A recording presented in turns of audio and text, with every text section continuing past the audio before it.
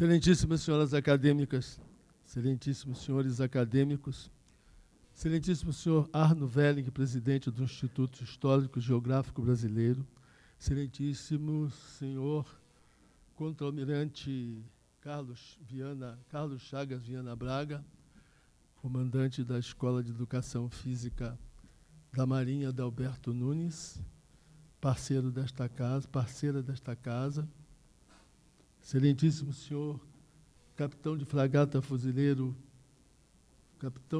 capitão de mar e guerra fuzileiro naval Alexandre Ferreira da Silva, que aqui representa o comandante-geral do Corpo de Fuzileiros Navais, almirante de esquadra Fernando Antônio Ribeiro, excelentíssimo senhor capitão de fragata fuzileiro naval Antônio Pestana Garcês Neto, também do Corpo de Fuzileiros. Senhoras e senhores, senhoras dos acadêmicos, senhoras e senhores, declaro aberta a sessão solene comemorativa do 119º aniversário de fundação da Academia Brasileira de Letras.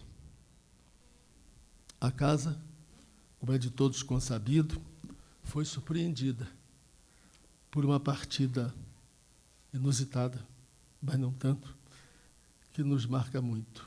A partida de Sábato Magaldi, na última quinta-feira. Sábato Magaldi representava a presença do teatro na academia, mas, antes de tudo, era um grande amigo de muito tempo.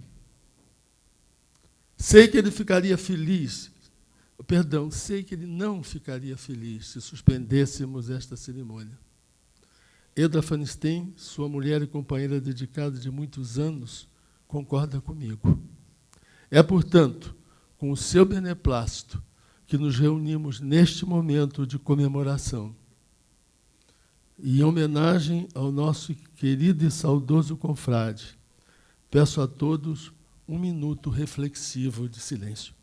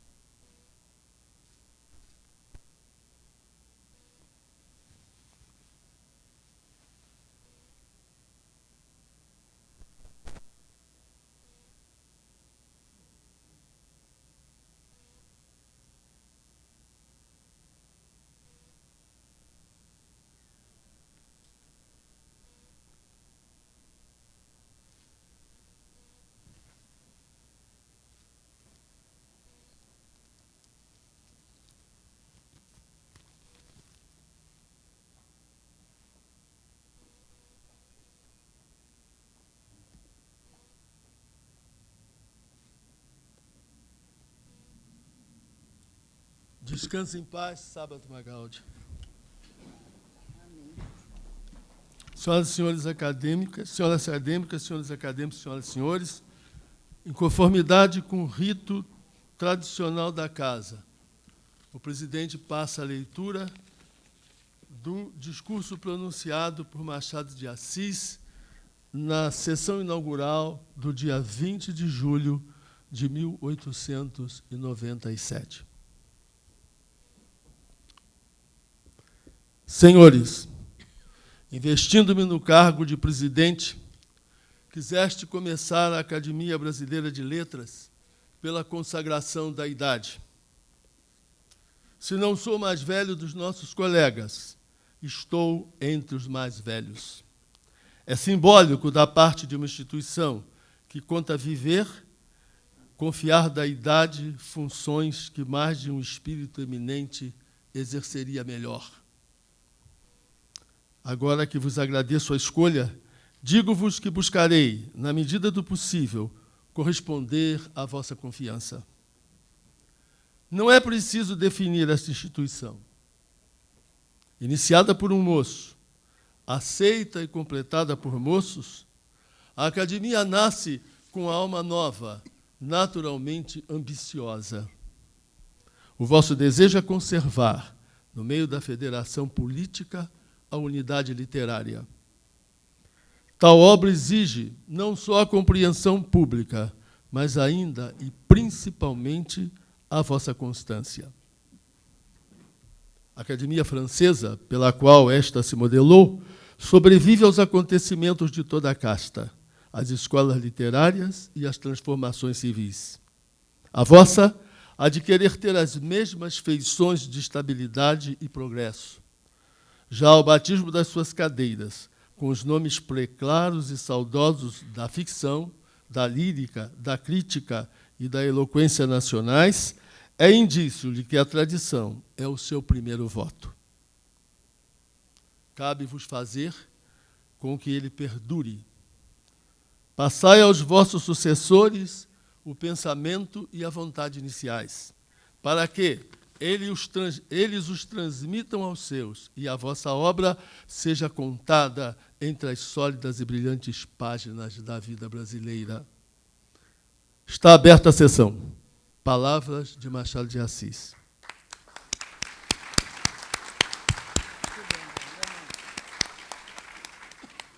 Tenho o prazer de passar a palavra agora ao orador desta sessão celebratória, o acadêmico Cândido Mendes de Almeida.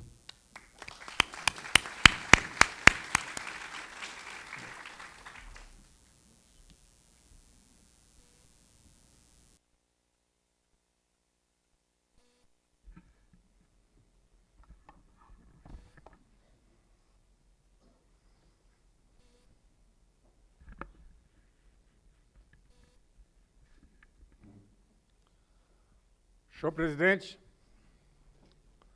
senhoras acadêmicas, senhores acadêmicos, minhas senhoras, meus senhores.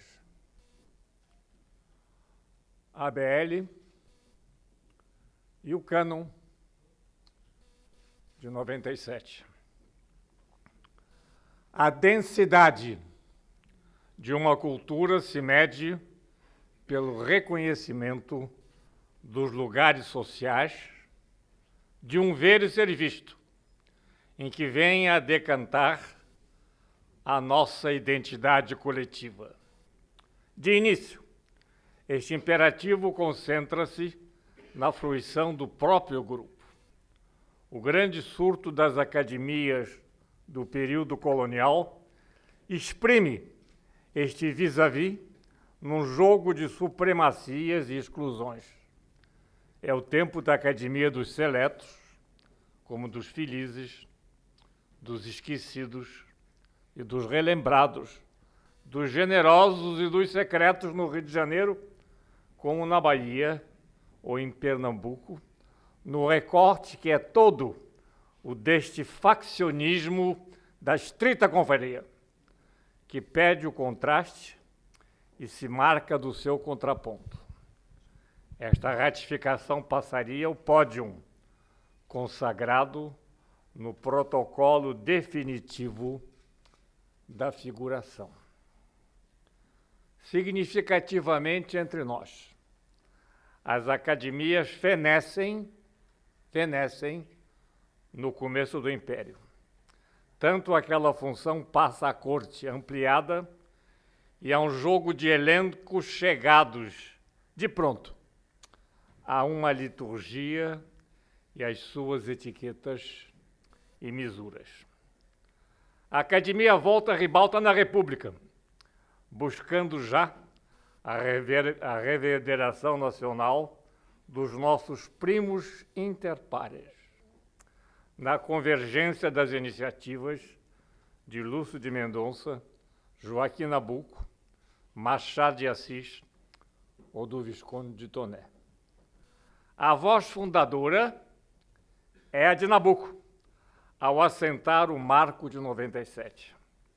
A surgir antes, o sodalício teria que reunir-se em Paris, lugar natural dos encontros dos grandes espíritos, sobre e sede do consórcio da sua alma, por força do acanhado espaço brasileiro. Seria a Academia de Gonçalves Dias, de Porto Alegre, de Odorico Mendes, de João Francisco Lisboa, de Van Hagen, Joaquim Caetano, de Maciel Monteiro, de Gomes de Souza ou de Pereira da Silva. A Garçonnière de Eduardo Prado é o ponto de encontro repetido. E nele nasce o propósito da criação da revista, a cristalizar a primeira ideia de obra que resultaria na academia. Mas de saída, pensada como a das belles lettres, na rígida inspiração francesa, que nada tem de uma sociedade de amigos, como em nosso registro colonial, mas buscam o reconhecimento de gerações e de logo, o mais ambicioso. Permanece sempre o números clausulos dos 40. Nabucco insistirá no convite a que deixem as antiquálias apenas com metade das cadeiras.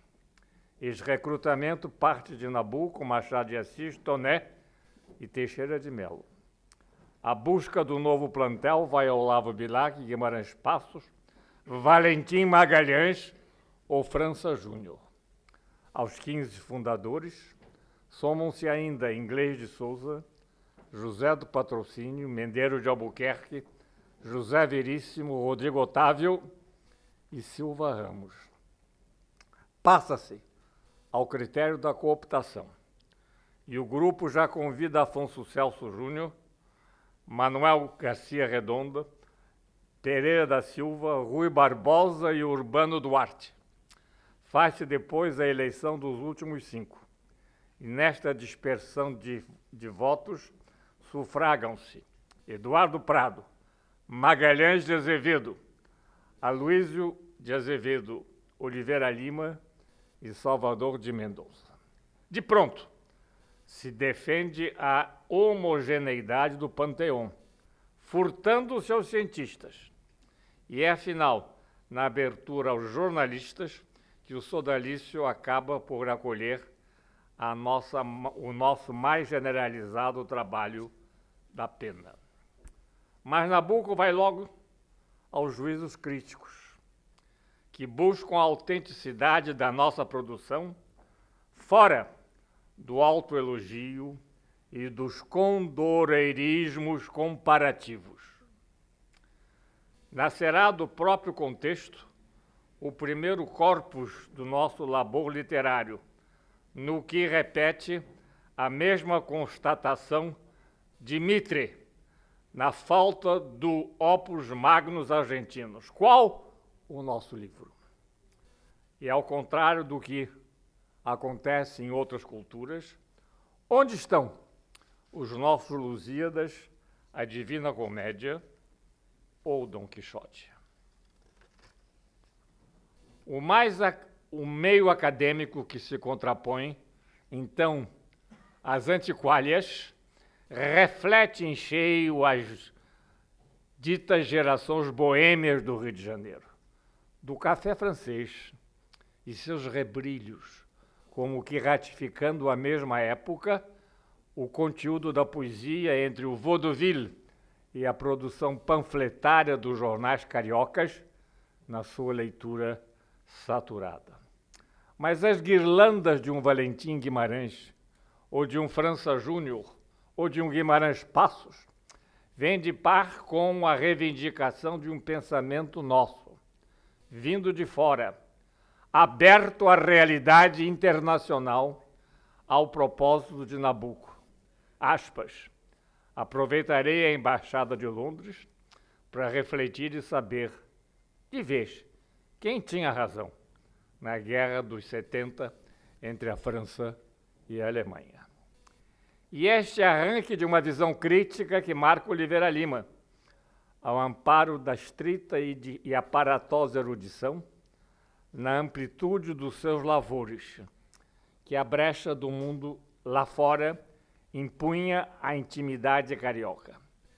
E a sonetilha de Bilac já serve para afirmar a sua nítida convicção socialista. A visão de um Brasil voltado à vida do espírito e a filosofia sem concessões chegaria através de Arthur Orlando. O pódio não escaparia ao protagonismo evidente dos varões da República a emergir na ênfase militar do novo regime. Impõem-se os galões na trilha da Guerra do Paraguai e de longe na vinda do general da hora e do almirante jubilado. É Dantas Barreto, após Jaceguai. Entra este, quebrando toda a convenção de falar sobre o antecessor e dedicando a sua própria biografia à oração excelsa. Porém, a glória não desarma inimigos. Mesmo que a fatalidade das sucessões se extremassem, às vezes até o grotesco. Tais impasses atrabilhados levaram à implantação da censura prévia dos discursos de posse.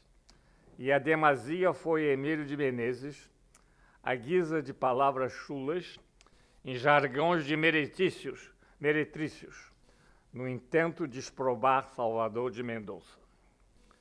Verbera a insignificância da obra do antecessor, porém o texto nunca se pronunciaria com a sua morte inopinada do novo acadêmico. O formalismo do discurso é de uma verdadeira segunda natureza da Belle Époque, no protocolo rigidíssimo do dizer e do ouvir, no soneto dos leques, dos livros de ouro ou das gazetilhas. O debruar do parnasianismo se transforma em cláusula pétrea da locução acadêmica. A Hélade ou Parnaso, a evocação do coro das musas, definem-se no elaborado das frases, nas cornucópias, acantos e remates, na pletora de um Coelho Neto. E é no esplendor todo da contrafação que se refinam as nossas belles lettres. Depararíamos até o fenômeno da transmimese, ou seja, o clamor pelo encontro do contexto assentou-se no pseudo-conteúdo desta realidade. Alcides Maia, na força do seu discurso inaugural, e já em nova geração acadêmica, pode, em nome da vontade e da verdade autóctone brasileira, que se rompa o parnasianismo para voltar ao Guarani, a José de Alencar ou a Maciel Monteiro. Caíamos em pleno curto-circuito redutor, fora de toda a natural dialética, em que despontaria uma verdadeira consciência crítica. Demoraria, na conquista da nossa contemporaneidade, a legítima irrupção contextual da dita realidade circunstante e da literatura como a manifestação do seu sentido e da configuração histórica.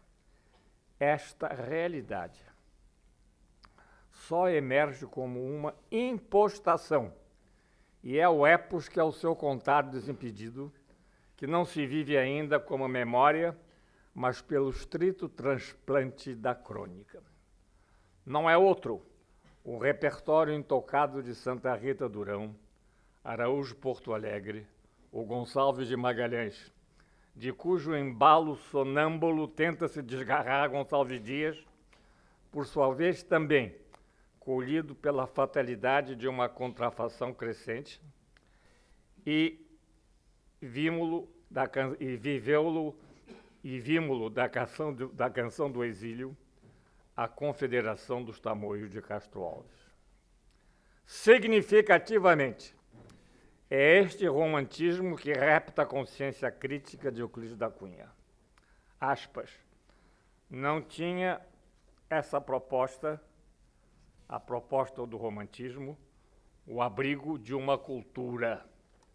Nesta mesma superficialidade, Euclides encontra Valentim Magalhães e pode enfechar a sua obra com um só título, Bric-a-brac.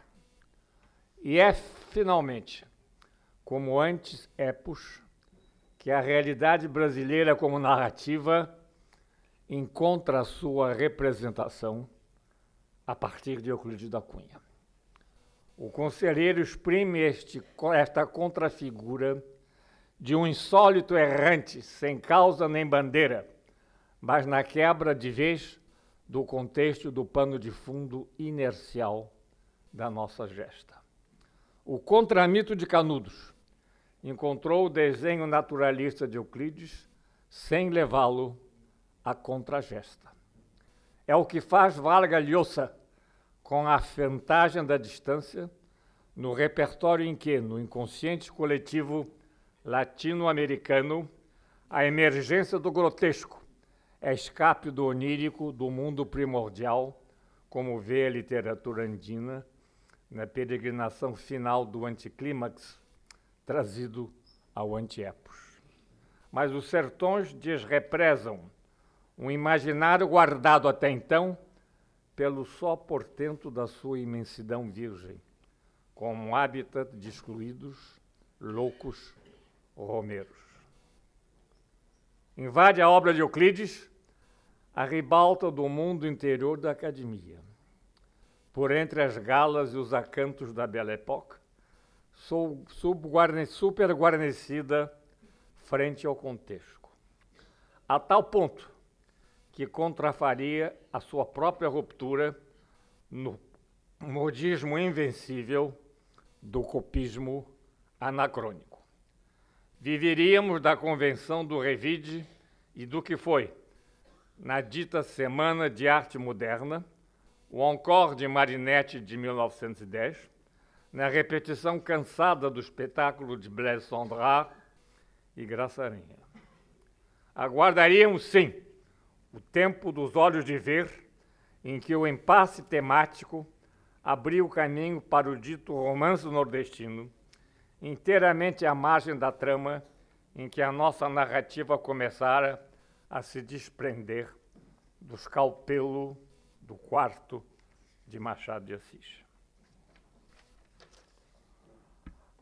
A busca da obra literária brasileira vai atravessar, pois, os estágios distintos da mimesis e da retórica da impostação, que desvirginou o onírico colonial sem emprestar-lhes uma narrativa. Toda a fenomenologia da recepção, neste desempenho cultural que ocupa o grosso do século XIX, remete à síndrome da atitude pautada na imitação do padrão externo. A perspectiva da universalização do seu reconhecimento, na verdadeira originalidade, refuga o exodismo, mas sucumbe ainda à tirania do eclético no reconhecer a obra-prima. Mostra a superação do provincialismo da informação, sem escapar ao cerco do dernier cri exterior. Começa a valorizar o local, o que é a ótica do prosélito estrito, que permanecia como opaco e sem relevo. O significativo em Machado de Assis é o quanto percebe muitos desses percalços. Dá-nos a denúncia argudíssima do espírito de imitação, mas sem lhe contrapor a interrogação do emergente, o que fosse aquele específico de uma coletividade já à busca do seu delineio identitário. Na dimensão mais profunda da conquista desse em si nacional, Machado de Assis condena o imitativo, sem chegar ainda à sua purga. Na crítica aos literatos do seu tempo, vai ao abate dos fascínios pela cultura dominante no seu Olimpo compulsório. O avanço do nosso referencial passa pela denúncia do discurso da mera recensão da memória e da narrativa de Domingos de Magalhães, Porto Alegre e mesmo Gonçalves Dias.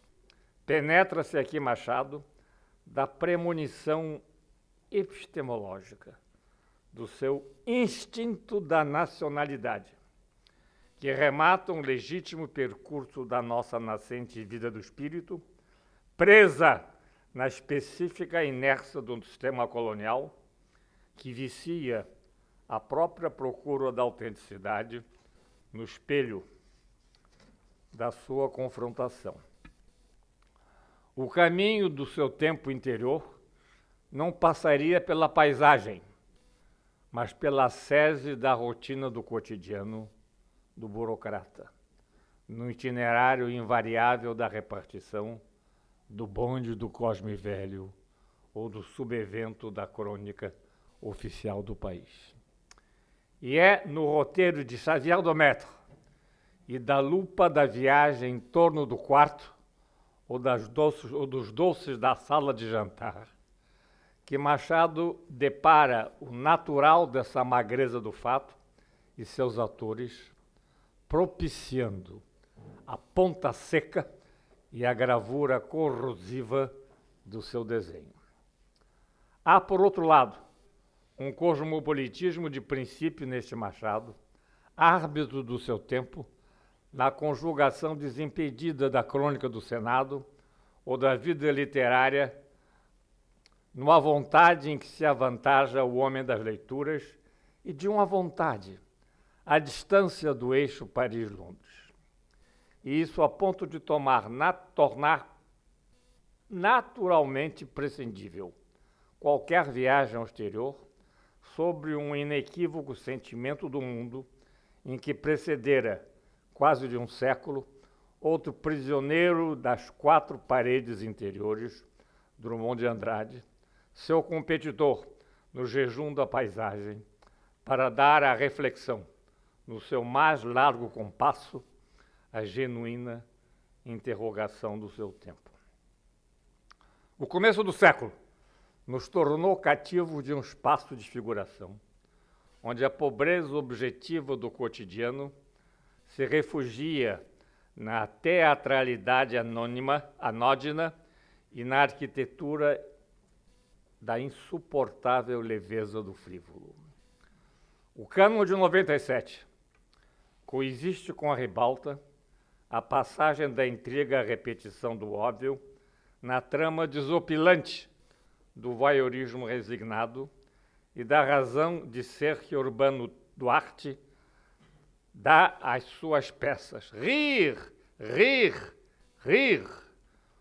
O frufru, por outro lado, de Valentim Magalhães, resistiu ainda no verso do leque, no cursivo dos bilhetes furtivos ou no arabesco parnasiano. Permanece a reverberação da glosa, mais que do repente, da rima de fora e da hora, como permitiu o Parnaso do Café Cruzeiro e as canonizações periódicas da revista O Malho.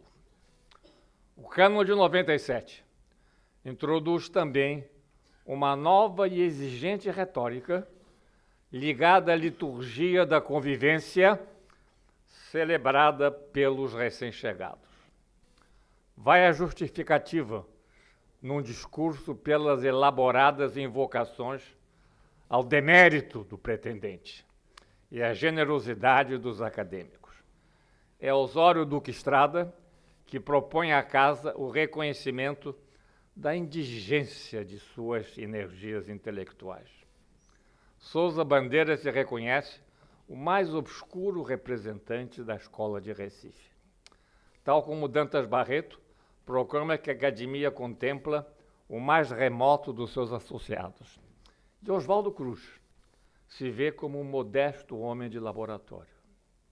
Afonso Arino só justifica o seu acesso pela convivência com Eduardo Prado.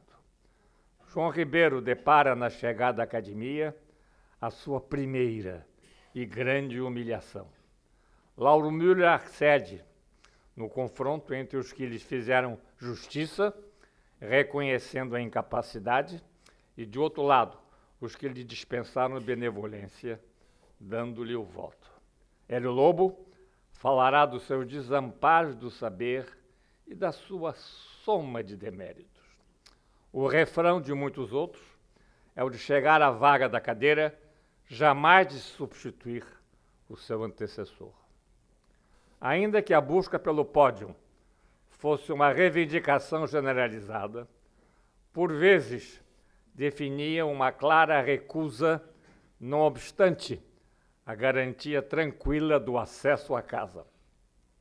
Foi exatamente esta a resposta do padre Leonel Franca, diante da oferta poderosa do cardeal Leme à sua indicação. Da mesma forma, ao seu de saída, recusou-se também a investidura, mas acabou por aceitar o comando do cardeal. Pedro Lessa, crítico quanto mais da casa de Machado de Assis, termina por converter-se e ingressa igualmente no sodalício. Em procura de um pensamento próprio, escaparíamos dessa saineta da imitação através do lance criador e epistemológico da ilusão americana de Eduardo Prado. Chegaríamos, de fato, ao contextual como descoberta, em todas as retomadas da vivência do sertão, das mediações entre o inalcançável e o verdadeiro inóspito, como o fez o primeiro Afonso Arinos. Depararíamos de vez um álibi para o encontro do real concreto, quando antecipou-se a representação dos nossos desequilíbrios sociais, o patos da lamentação e um idealismo inexpugnável ao negar a miscigenação brasileira, deixando de lado o manancial representado pelo imenso influxo africano. No levante do nosso panteão, não nos interditamos de saída pelo romantismo canonizador do século XIX, o reconhecimento de nossa formação, pelo convencionalismo exacerbado da inserção social, regido pela pertinácia prosélita. O fruto amoroso de três raças tristes, de Olavo Bilac, nos brinda, ainda na Belle Époque, quando idealiza a composição do cenário social. A negação de uma realidade primeira, sepultada pelo aluvião mimético, reduz a presença escrava, tanto a pobreza do cotidiano e a emolência da dominação paralisavam qualquer patos de exclusão pela ausência da rebeldia organizada. Todo o primeiro esforço de autorreconhecimento, que marca o cânon de 97, enfrentou quase à exaustão a pressão desta mimesis, que levou à própria contrafação da autenticidade, ao clamor das rupturas dos anos 20, marcados pela repetição da Semana de Arte Moderna. Estes cenários, entretanto, desvelariam o nosso ser no mundo, em que a narrativa defronta a descoberta de seu dizer, do romance nordestino até as veredas de Cordisburgo. A noção de academia, diante do processo de cultura, à procura de uma individuação, afirma-se no reconhecimento pertinaz da nossa coletividade. As academias buscam uma efetiva aristocracia nascida de um valor próprio e não de um prévio estatuto otorgado. O empenho implica um revisionismo radical do pensamento recebido, como reclamou Henri Michaud. Oh, os países coloniais, sempre em reflexo, nunca em reflexão. Num quadro como o brasileiro, o conteúdo do pensamento acadêmico viverá toda essa dialética de uma tomada de consciência, sempre ao confronto com a permanência da imitação ou da pregnância dos centros definidores de paradigmas.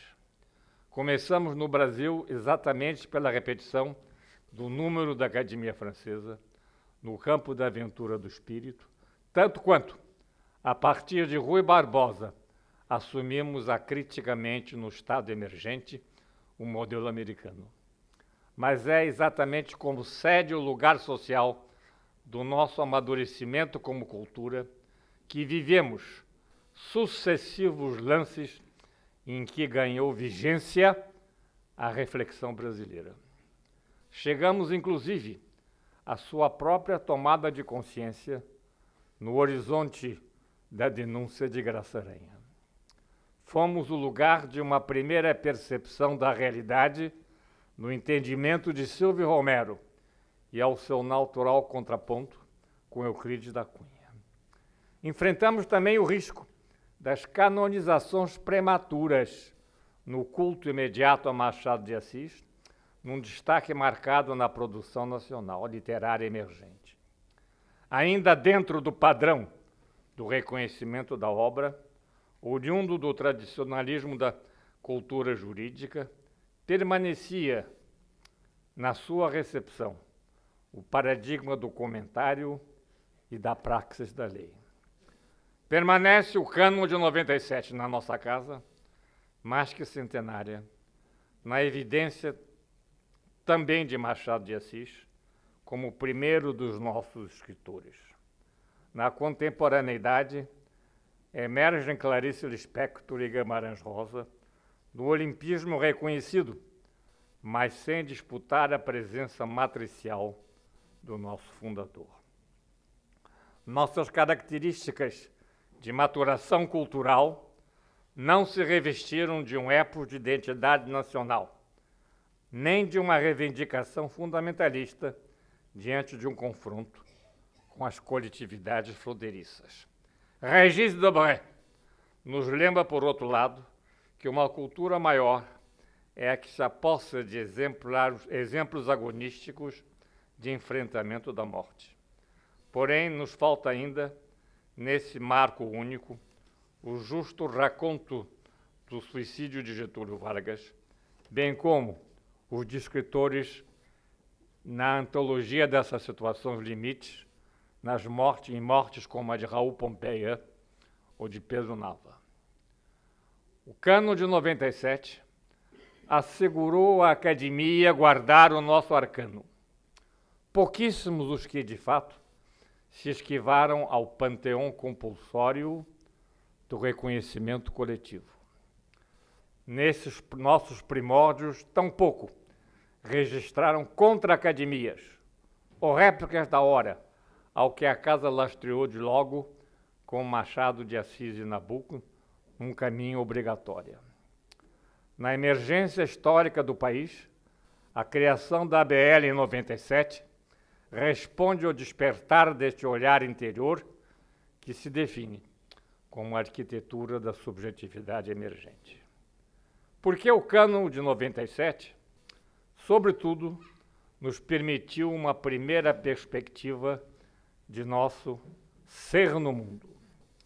É, mais uma vez, pelo horizonte de Nabuco, que enlaçou uma crescente dialética da diferença ao arcano do lembrar-se, com a minha formação. De 97 partiu um primeiro reconhecimento praxístico do outro, nas memórias de Rodrigo Otávio, ainda que demandasse o trabalho da diferença frente a um elaborado prontuário da memória. Fomos à pressa do panteão, ao risco consentido do simulacro, na primeira busca da excelência, ainda que num código de cumplicidades. Ganhamos um primeiro consenso, de toda forma, do que fosse o medíocre, no delineio já selvagemmente democrático de uma aristocracia da vida do espírito. A glória da chegada à casa, mais que consolo, no dizer de Machado de Assis, é de um fruir, se de sempre mantido na sua vigília. Muito obrigado.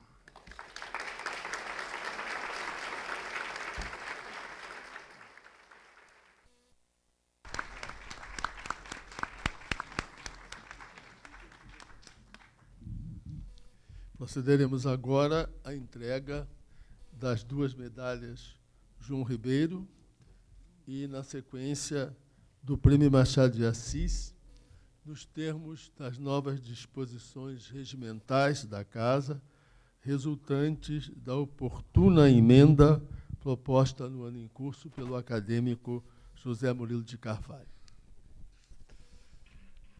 Tenho o prazer de convidar o acadêmico Antônio Carlos Sequim para fazer a entrega da medalha ao escritor Maximiano de Carvalho e Silva. Maximiano, por favor.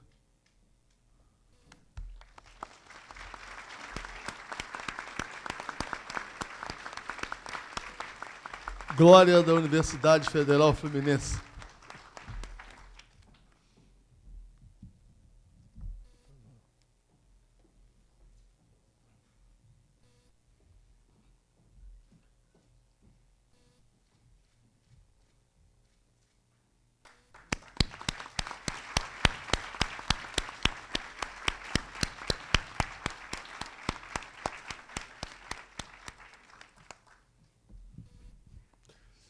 Convido o acadêmico Arnaldo Nisquier para fazer a entrega da medalha ao senhor Carlos Alberto Serpa de Oliveira. Professor Serpa, por favor.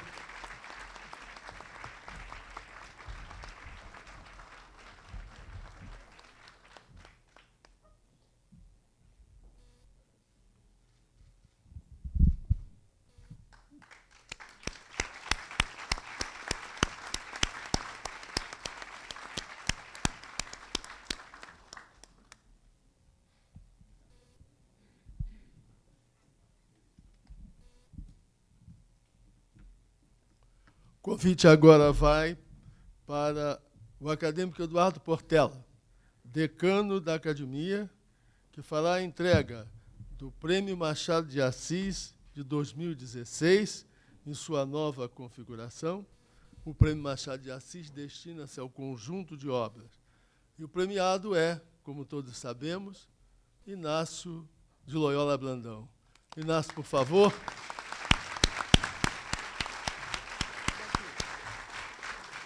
Portela.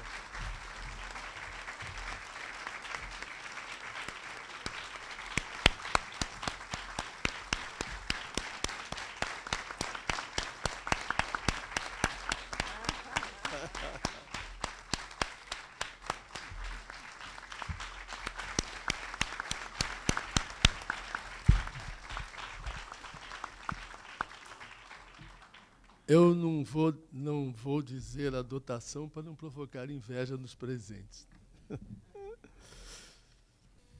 E agora teremos o prazer de ouvir a palavra da secretária-geral, acadêmica Nélida Pinhon, que saudará os agraciados.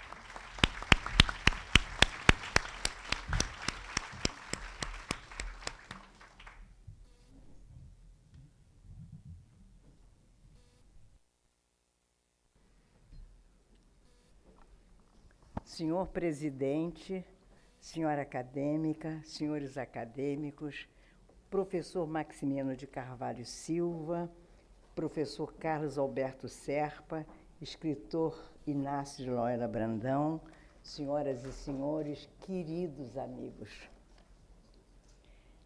A Gamboa foi a geografia inicial. Ali nasceu Joaquim Maria, em meio aos escombros urbanos, a cidade maltratada, as circunstâncias adversas, um conjunto de acasos que ensejou, no entanto, a construção dos alicerces da estética brasileira. Dali emergiu esse genial Machado de Assis, cuja obra encerrou em sua narrativa vestígios da elite capitalista, da classe média em formação, do desterro negro, da miscigenação germinada, dos atônitos passageiros das naus de Pedro Álvares Cabral, cujos fantasmas perambulavam pelas ruas cariocas, e ainda da esgarçada utopia dos imigrantes que atracaram nas costas brasileiras a partir do final do século XIX, em busca do ouro, convertido, no entanto, em sangue brasileiro. Um escritor que, afundado nas adversidades provindas de sua origem étnica, adquiriu a autoridade de falar por nós, de haver se tornado um pedaço indissolúvel da psique brasileira.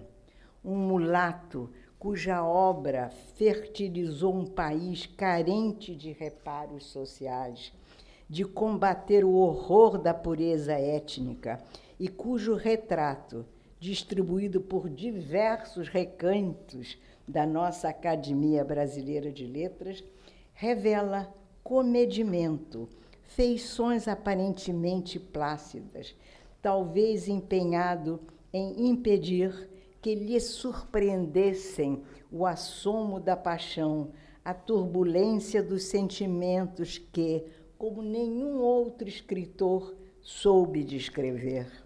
Senhor de uma trajetória existencial e narrativa que decorria enquanto a sua alma, de aparência livresca, jazia, sob rigoroso resguardo, nos livros taciturnos, irônicos, ambíguos, dissimulados, de falso determinismo que ia concebendo.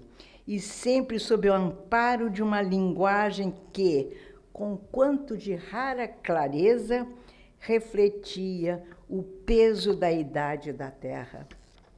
Poucos sabemos de seu enredo privado, mas importa reconhecer que, ao se aliar com Joaquim Nabuco, com o jovem Lúcio de Mendonça e com outros grandes brasileiros, formando feliz conjuração, fundaram esta casa que completa nesta data 119 anos, sem terem certamente previsto que de tal aventura intelectual surgiria uma instituição agasalhada pelo imaginário brasileiro. Pois como poderiam eles conceber que, a despeito das vicissitudes históricas circundantes, o ideal acadêmico forçara-os a sonhar, a acreditarem em uníssono ser o Brasil um lugar para se nascer, onde fincar estacas que resistissem à passagem do tempo, às provocações da barbárie, sempre atraente e atuante. Ao pensarem assim, estes homens, sob o impulso da própria grandeza, assumiram uma empreitada prestes a alçá-los a um inesperado patamar histórico, sem deixarem de ter em mira um país onde eles próprios nasceram e que os forjara. Uma terra dotada de um talento pronto a aflorar, desde que seu povo, se viciado, fosse um dia alforriado. Ignoro que classe de desprendimento pautava esses recônditos espíritos. Se por se sentirem confinados a uma urbe depauperada de horizontes estreitos, agiram por ambição ou simplesmente nostálgicos, como se estivessem em Paris, capazes, portanto, de reproduzirem no Rio de Janeiro o palacete da Academia Francesa. Contudo, essa Academia Brasileira de Letras nasceu pobre, sem um telhado que a protegesse das intempéries. Uma penúria, porém, que ao pô-la à prova nesses anos, reforçou a convicção de que tal gênese revigorou os postulados fundacionais dessa instituição, seus emblemas culturais a serviço dos intelectuais brasileiros, tornou-a zelosa da sua independência. Uma casa que abrigava livros, manuscritos, documentos preciosos, ideias, movimentos estéticos inspiradores, alguns até paralelos à história do Brasil. E ainda intelectuais que, a simples menção, sempre confirmaram a solidez cultural de um país. Uma instituição, enfim, fecundada por símbolos que propagaram desde os primórdios civilizatórios a ânsia de perenidade. Daí a crença dessa instituição ser parte intrínseca do Brasil, de sermos o que o país é, na expectativa, contudo, de sermos sucedidos pelos ribeirinhos, camponeses, meninas e meninos urbanos e rurais que, em vigília cívica, estarão um dia aptos em defender seus direitos e, ao mesmo tempo, a esta casa que tem em seus estatutos como cláusula pétrea a defesa da língua e da literatura brasileira. Somos sim, senhoras e senhores, somos sim guardiões da língua. Uma tarefa, porém, que não cerceia a imaginação popular, mas valoriza a língua, que procede da criação literária e dos inventos oriundos da carência popular. Isso por estarmos cientes de que a língua é de quem a fala, de quem defende sua cidadania, sua tradição, seu passado, sua memória, sua contemporaneidade. É de quem preenche as lacunas havidas na fala e no pensamento com experimentos linguísticos e audácias. Senhoras e senhores, reunidos hoje no Petit Trianon, a Academia Brasileira de Letras homenageou o filólogo Maximiano de Carvalho e Silva e o educador Carlos Alberto Serpa com a medalha João Ribeiro, condecoração reservada a eminentes brasileiros, e outorgou, em nova e generosa versão, o Prêmio Machado de Assis ao escritor Inácio de Loyola Brandão. O nome de Maximiano de Carvalho da Silva, professor emérito e livre-docente de Filologia Portuguesa da Universidade Federal Fluminense, foi proposto pelo acadêmico Antônio Carlos Sequim e aplaudido pelo plenário da Casa. Um intelectual que, além de exercer o magistério com irrestrita devoção ao longo de 71 anos, de ser membro da Academia Brasileira de Filologia, dedicou-se a estudos e edições críticas de grandes criadores como Camões, Anchieta, Vieira, Alencar, Toné, Bandeira, Drummond e Pessoa. A ele se devendo uma brilhante edição crítica e comentada do romance Dom Casmurro, constituída de introdução filológica e glossário, de fortuna crítica, de extenso levantamento bibliográfico de Machado de Assis. Um mestre, pois, a cuja consciência pedagógica e domínio da literatura eu, pessoalmente, devo tanto, uma vez que tive o privilégio de tê-lo tido como mestre na PUC do Rio de Janeiro. Ocasião em que tanto me estimulou a amar a língua portuguesa. Apresento-lhe, neste momento privilegiado, minha gratidão, querido professor. O nome de Carlos Alberto Serpa, submetido ao plenário pelo acadêmico Arnaldo Nisquier, ganhou irrestrita aceitação. Afinal, tratava-se de um educador que, à frente da Fundação Sesgran Rio como seu presidente, durante 45 anos, dedicou-se e dedica-se à área de educação em admirável escala nacional.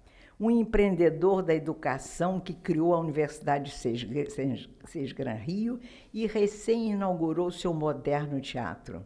E nos últimos anos, expressando seu amor pelas artes cênicas, criou relevantes prêmios para artistas, propiciou a montagem de peças e de recitais, agrupou em torno de si de sua mulher, Beth, atores em início de carreira, dando-lhes a oportunidade de desenvolver seus talentos na Casa de Cultura Julieta Serpa, e agora no palco do Novo Teatro. Apaixonado pela cidade do Rio de Janeiro, revelou-se um homem de ação empenhado em participar de atividades culturais, de fazer parte de vários conselhos culturais, de disseminar por onde seja seu espírito visionário e generoso. Inácio de Loyola Brandão é uma biografia nacional que acumulou no curso de longa carreira prêmios, traduções, ocorrências prestigiosas.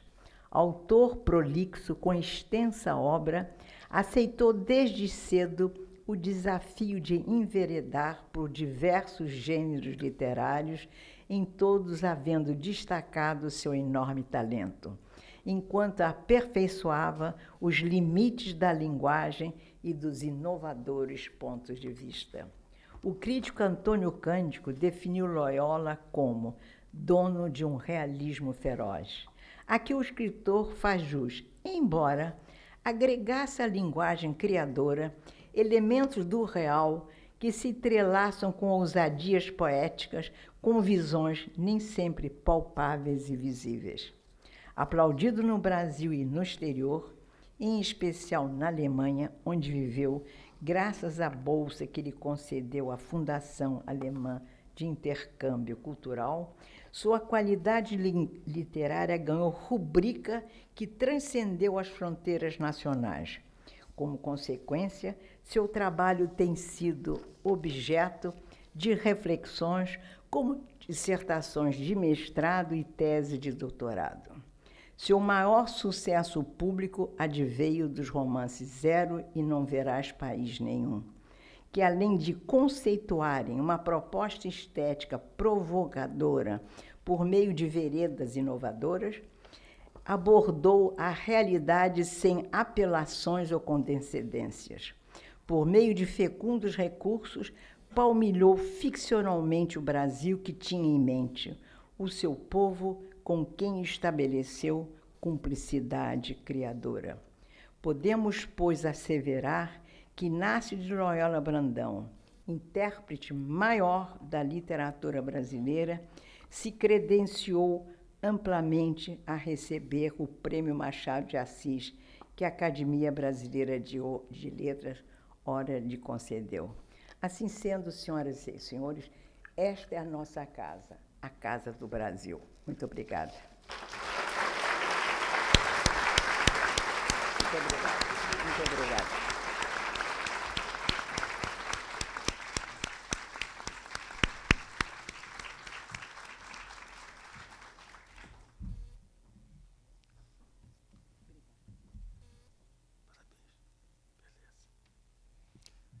E agora, senhoras e senhores, a palavra vai para o detentor do Prêmio Machado de Assis de 2016, Inácio de Loyola Brandão.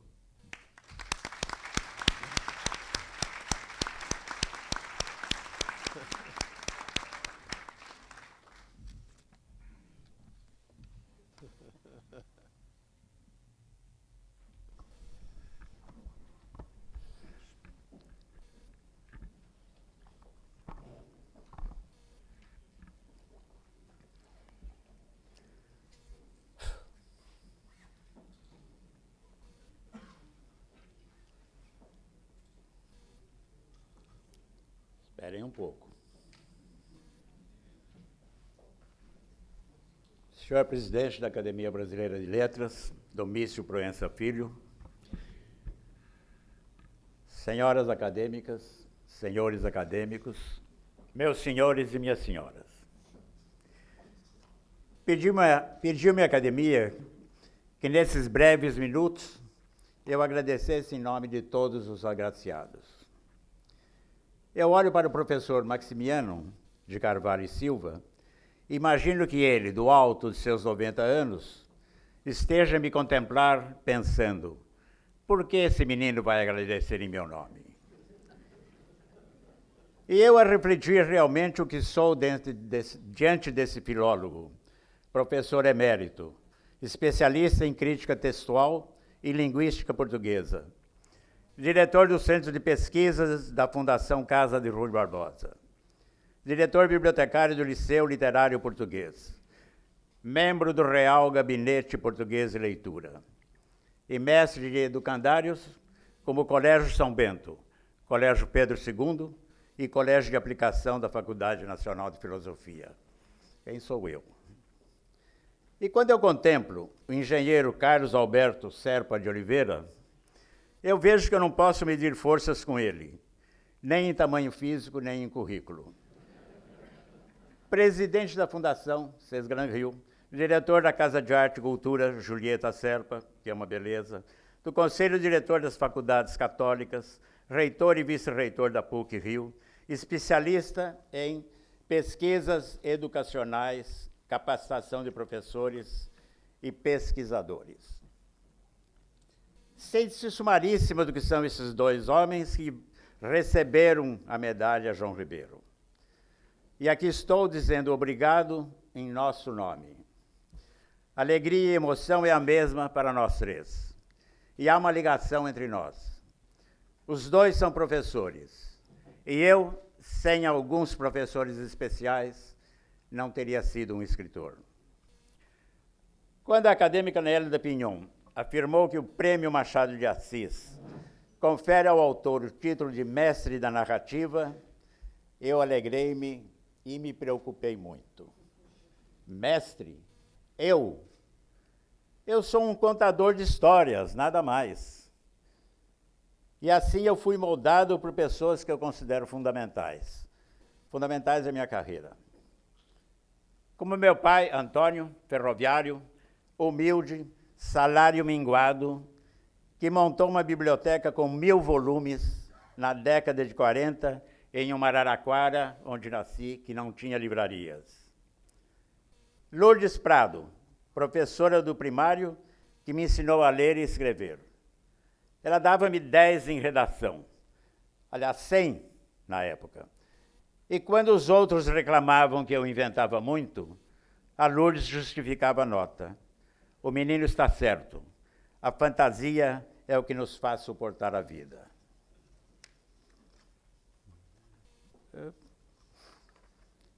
Um dia, Lourdes deu-me a primeira lição de técnica literária, que eu obedeço até hoje. Quando o final de uma história surpreende e espanta, ela foi bem-sucedida. A Lourdes está viva até hoje em Araraquara, perto dos 100 anos. E até recentemente, ainda lúcida, agora ela começa a mergulhar numa nuvem, ela me dizia, levava cada livro, e ela dizia, o menino inventa cada história. E aí, em seguida, dizia, mas o menino ainda comete errinhos. A professora nunca saiu de dentro dela. E os errinhos eram uma vírgula que ela achava mal colocada, uma gíria que ela não gostava, enfim. Havia ainda Jurandir Gonçalves Ferreira, professor de português do Instituto Bento de Abreu, que tinha um mantra. Quanto mais curta a frase, menor é a possibilidade de errar. Ou, cuidado com o lhe, é perigoso, pode destruir uma frase. E ainda, ponto e vírgula são para quem tem coragem e sabe escrever. Em Araraquara, onde eu nasci, devo ter sentido os eflúvios que emanavam da chácara de Pio Lourenço Correia. Fazendeiro abastado, linguista, ensaísta, a quem Mário de Andrade chamava de tio. Numa chácara que se situava na ponta da rua onde eu nasci, Mário escreveu Macunaíma, publicada em 1928. E costumava, no fim da tarde, contar trechos do que tinha escrito naquele dia a uma ouvinte fascinada, a menina Gilda de Melo e Souza, depois casada com Antônio Cândido e mãe de Ana Luísa Escorel, também escritora e editora presente nessa sala. Meu primeiro romance foi lido pelo professor Cândido, que sentenciou: você tem 11 personagens e todos falam igual. Muito, mas reduza. Mas não adianta, é bem ruim. O ato generoso me salvou, certamente. Lembro ainda a dona Olga Ferreira Campos, altiva, senhorial, das melhores professores de português da cidade. Deu aulas a um jovem de nome Celso Laffer, hoje acadêmico nesse cenáculo. Consegui colocar a palavra cenáculo.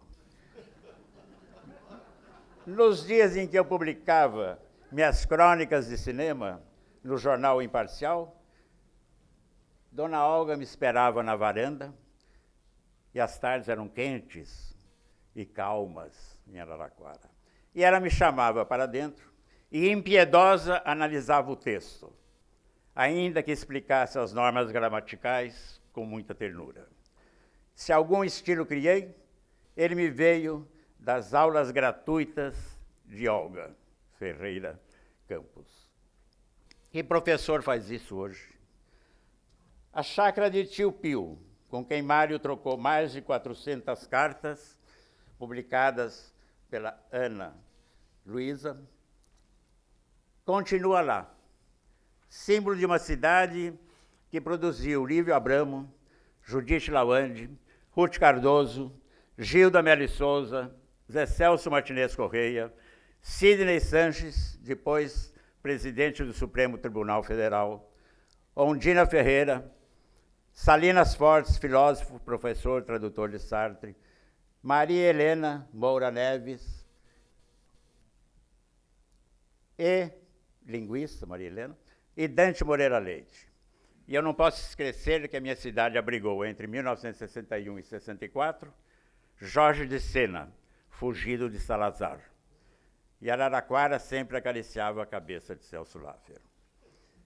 Esse prêmio Machado de Assis, que a Academia Brasileira de Letras me concede, e que eu recebo comovido e orgulhoso, e que eu recebi quase como se fosse uma droga, porque me deixou alucinado. Como se eu tivesse tomado LSD, não sabia o que fazer. Eu quero dividi-lo com Lígia Jobim, a mulher que teve a coragem de editar o meu Zero, em 1975, provocando a ditadura. Um livro que catapultou a minha carreira. Quero dividir ainda com meus editores há 30 anos, Luiz Alves e seus filhos Jefferson e Richard, e, acima de tudo, compartilho com os companheiros de minha geração, chamada de 70. 70 porque aparecemos nos anos 60, nos consolidamos nos anos 70. Anos pesados de censura, repressão, luta armada, tortura, medo, o tempo inteiro. Dessa geração fazem parte escritores dessa academia, como Nélio da Pinhon, Ana Maria Machado, Antônio Torres, Cícero Sandrone, Carlos Nejar, e João Ubaldo Ribeiro e Moacir Sclier, que já se foram. O Ferreira era um pouco à frente da nossa. Mas também Raduan Assar, Marina Colassante, Afonso Romano de Santana, Márcio Souza, Roberto Drummond, Oswaldo França Júnior, Luiz Vilela, Vander Piroli, Juarez Barroso, Ivan Ângelo, Luiz Fernando Veríssimo, Ruth Rocha. Os omitidos que me perdoem, a cabeça gira. Judith Sclier, viúva de Moacir Sclier, assim definiu esse grupo: uma geração de escritores e intelectuais cuja vida foi pautada por ideais e sonhos, sonhos de um mundo melhor, e que sempre se manteve fiel a um conjunto de princípios éticos, morais e sociais. Um grupo unido, solitário e que se apoiava mutuamente. Essa geração vinda dos meios de comunicação, jornais, revistas, televisão, publicidade, moldou o escritor brasileiro contemporâneo. Desde 1975, a partir do encontro contra a censura no Teatro Casagrande, aqui no Rio de Janeiro, e até hoje, daquela época até hoje, escritores percorrem o país, contando histórias, falando do processo de criação, conversando, respondendo perguntas, discutindo a formação de leitores, comentando ações culturais ligadas à literatura e falando principalmente de política. Como não falar de política em um momento como este? Esses escritores atravessam, ou atravessamos, porque eu continuo a fazer isso, o Brasil conversando ouvindo, levando informações e registrando diferenças de linguagem, de usos, de costumes, de comida, de música, de tudo. É um Brasil que está oculto e uma grande parte não conhece. Viajamos de avião, ônibus, jardineira, carro. Entramos e saímos de hotel. Falamos em teatros, circos, auditórios, igrejas, grêmios universitários, quadras esportivas, estações ferroviárias, em centros culturais e até praças públicas.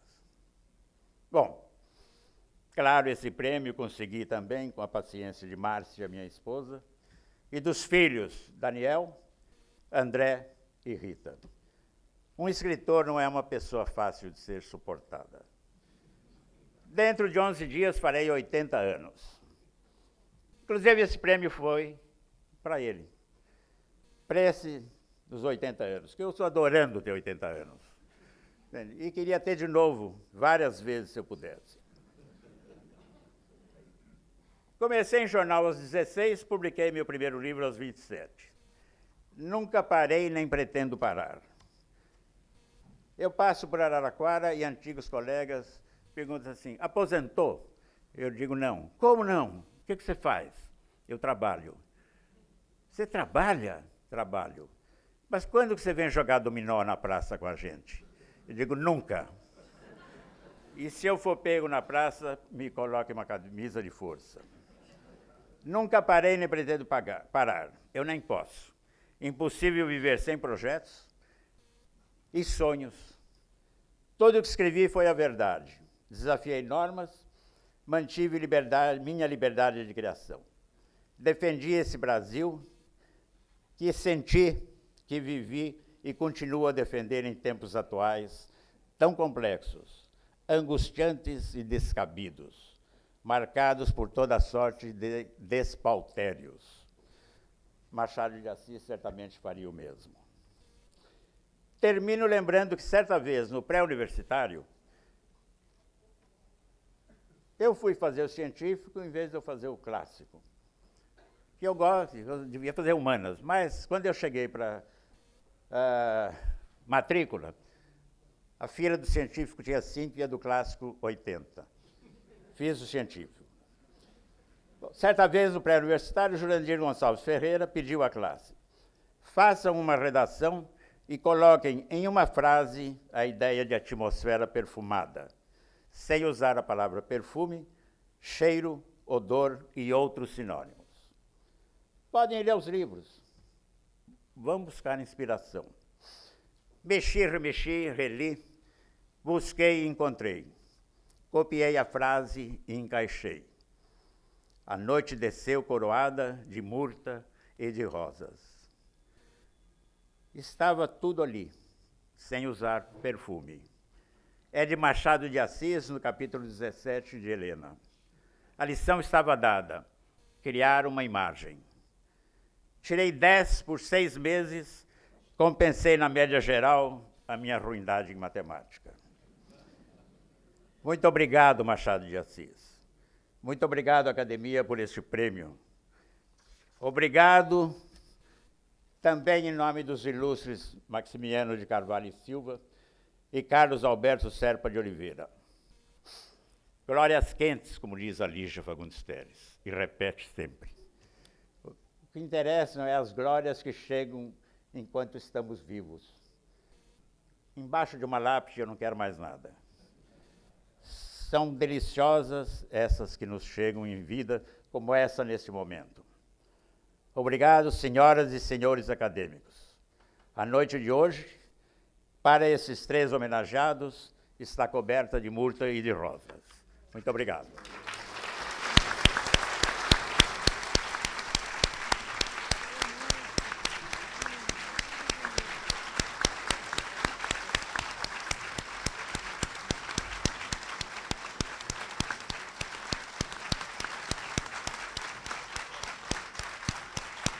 Agora vamos levantar. Difícil aqui.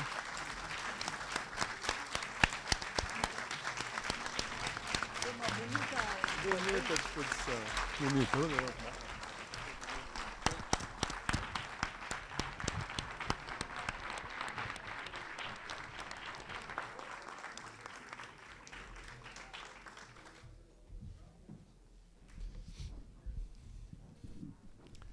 quase diria a Inácio Lula Brandão, esse prêmio lhe cai bem.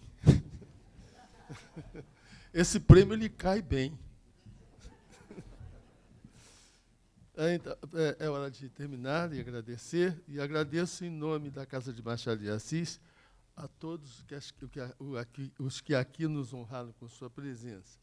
E os convido para assistir, no pátio da BL, a apresentação da Banda Sinfônica do Corpo de Fuzileiros Navais da Marinha do Brasil, parceiro desta casa desde a presidência de Eustégésio de Ataíde, tradição retomada por Nélida Pinhon, a presidente do centenário, e revitalizada com ênfase por Marcos Vilaça, presidente.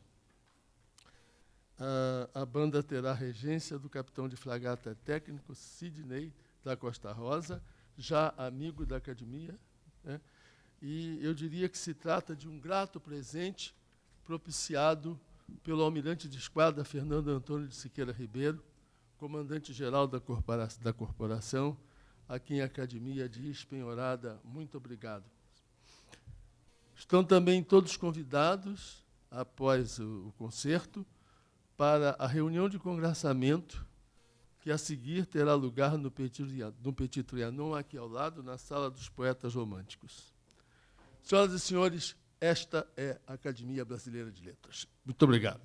Está encerrada a sessão.